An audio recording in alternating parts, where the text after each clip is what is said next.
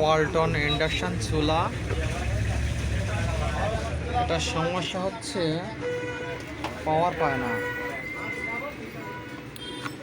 পাওয়ার line দিলেও পাওয়ার পায় না। 200 ওয়াটের লোড আছে। তার সমস্যাটা কি দেখবো, খুলে দেখবো। চুলোটা খুলে ফেলছে, এখন দেখবো এটা কি সমস্যা। এটা আমার একটা সিরিয়াল নাম্বার, এখান থেকে 2021 সালে মেরামত করে দিয়েছিলাম, এখন 2024 সালে চলে আসছে। এখন আগে সমস্যা ছিল, ভিআইপি 12 আইসি নষ্ট ছিল,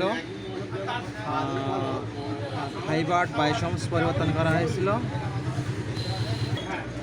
আরে 18 ভোল্ট জেনারেটর পরিবর্তন করা হয়েছে। এখন আমরা দেখব কি সমস্যা হয়েছে।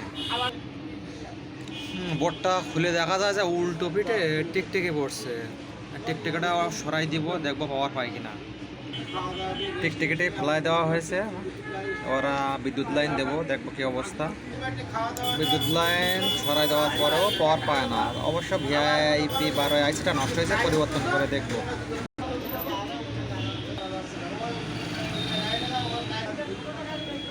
আইসিটা সোল্ডারিং করা হয়ে গেছে, এবার পাওয়ার লাইন দিব। আইসি লাগানোর পরে আমি পাওয়ার দিয়েছিলাম, পাওয়ার আসেনি, পুরোনো আগের অবস্থায় ছিল। মেপে দেখলাম যে এখানে একটা 22 ohms একটা 2 ওয়াট একটা রেজিস্ট্যান্স পরিবর্তন করে দিয়ে ঠিক আছে।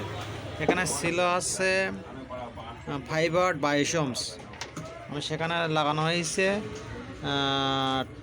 22 ohms 2 ওয়াট।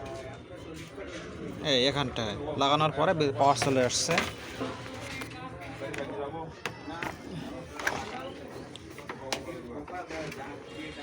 আমরা পাওয়ার দিব, পাওয়ার দিয়ে দেখবো যে পাওয়ার চলে আসছে।